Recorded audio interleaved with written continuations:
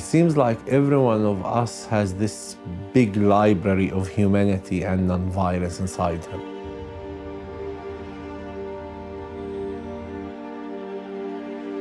To be able to meet the human being inside you and to discuss with him about yourself.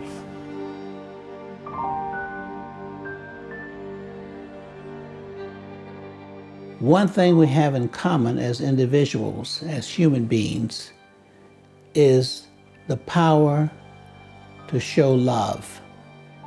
The basis of nonviolence is love. Governments have spent billions and billions of dollars getting violent science right in the past 400 years. And I think that it's time that we invest some time and energy into alternatives.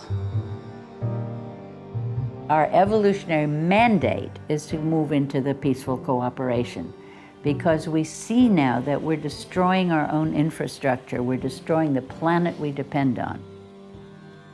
The status quo is just not working, and the status quo is sitting on the idea that protection, violence reduction, ending war requires more weapons. We have actually things on our plate in this moment on Earth, like the climate crisis, that is a ticking clock on those of us who would like to see nonviolence make some significant changes in this world. Some would say, like Stephen Hawking, well, we need to get off the planet and colonize elsewhere. And I say to that, if I were on the Galactic Council, I wouldn't give humans another planet before we clean this act up.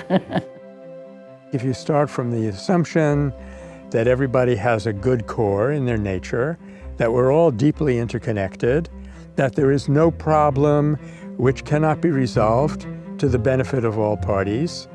If you start with those assumptions, and even if you don't believe them, you take them on as a hypothesis, as assumptions, and you test them, and you find out that it works.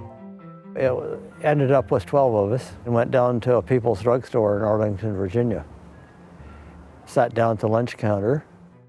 I heard a guy come up from behind me and he says, "If you don't get out of this store in 2 seconds, I'm going to stab this through your heart." And in his hand was a switchblade, which by that time was half an inch or so from my heart. And I had 2 seconds to decide, well, do I really believe in nonviolence, or is there any other way I should relate to this guy? Where I would like to go looks very different from the places that we've been. I want to move beyond those systems. I want to actually create something that's aligned with my values. We have to think big. Sojourner Truth didn't think small, Martin Luther King didn't, Gandhi didn't. They had big, bold ideas. And I want our young people to not get cynical about having big, bold ideas and to really be willing to fight with love. Seeing it firsthand, seeing the power of nonviolence, and feeling we really have the power to make history, to change history.